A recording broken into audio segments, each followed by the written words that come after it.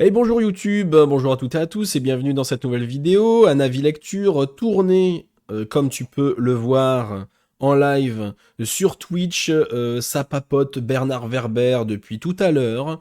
Bernard Werber que je ne supporte pas, mais on n'est pas là pour parler de lui, puisque je vais vous parler du dernier John Esbo, le téléphone carnivore chez Gallimard. Un ado étrange, un autre qui disparaît, aspiré par le combiné d'une cabine téléphonique à l'orée de la forêt. Qui pour croire une fable pareille, hormis la mystérieuse Karen? Et pourtant, si le téléphone sonne, répondrez-vous à l'appel?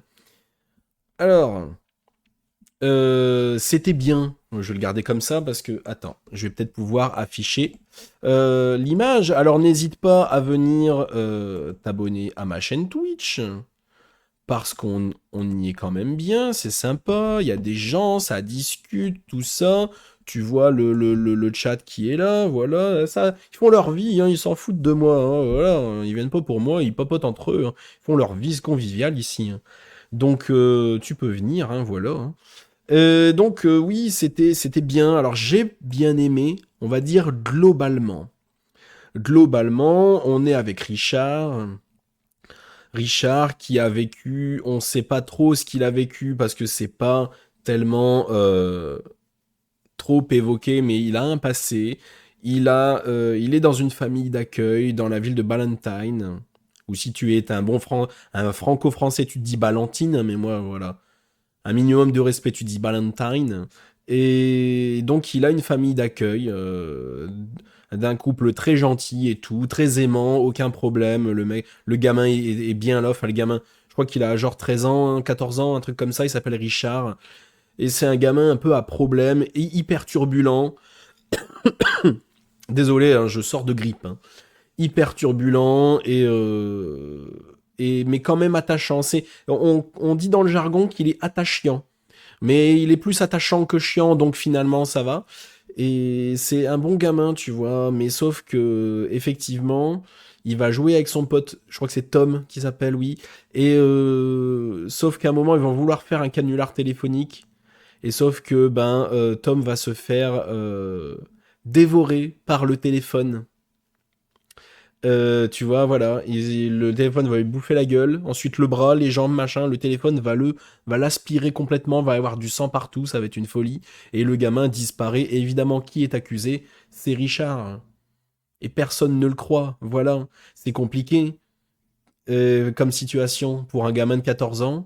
Évidemment, il devient un peu le pestiféré très très vite, mais comme c'est un rebelle, il envoie chier tout le monde. On est quand même pas trop mal dans cette histoire qui fait un peu classique américain.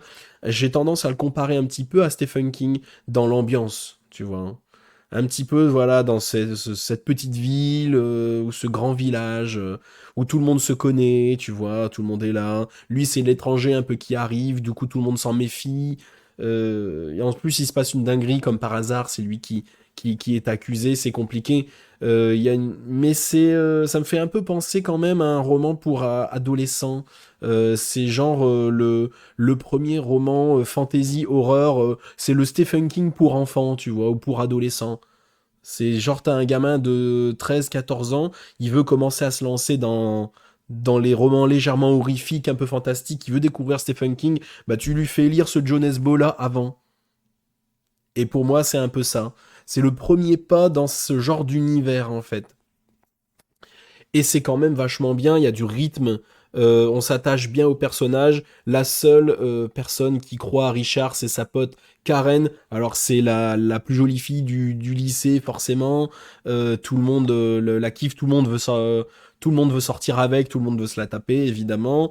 Tels des adolescents en pleine ébullition, évidemment. Ils sont tous en chien sur Karen, Richard inclus, forcément.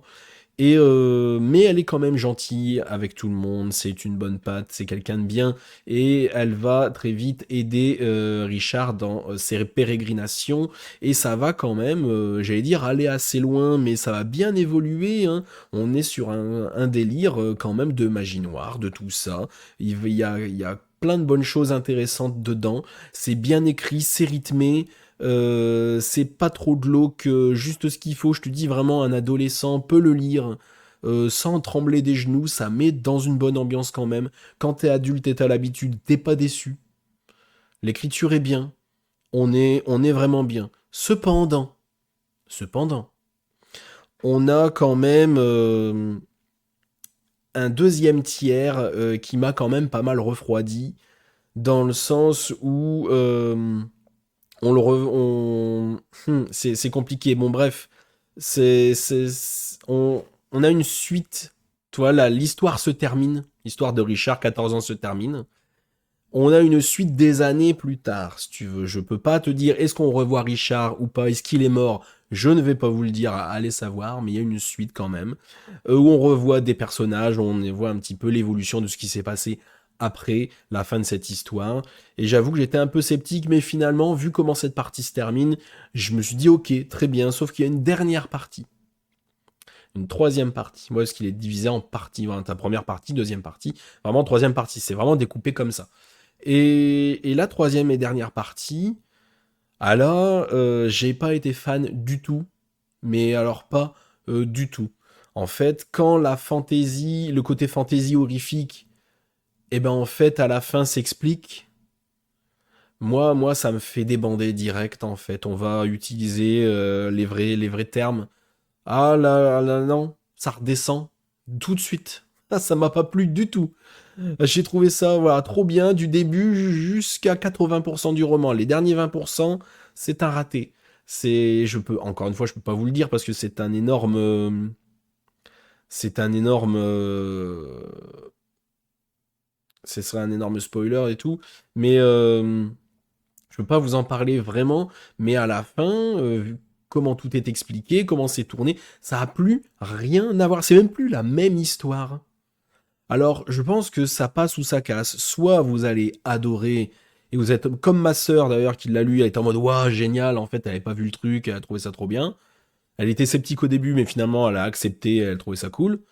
Ou vous êtes comme moi, hein. Quand vous êtes sur un roman, comment dire, quand vous êtes dans un Stephen King, un roman fantasy horrifique, machin, vous êtes dans votre ambiance glauque, vous voulez du sang, vous en avez, mais quand à la fin, en fait, tu t'aperçois que c'était pas du sang, mais de la sauce tomate, et que c'était pas des bouts de cerveau, mais c'était en fait de la sauce bolognaise, t'es déçu.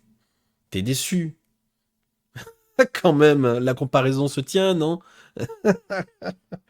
Sans déconner. Non, voilà, quand tout s'explique trop et qu'à la fin tu t'aperçois que c'est plus la même histoire, que tu dois tout réinterpréter autrement et que ça tout change à ce point-là, et ben non, en fait non, moi ça marche pas.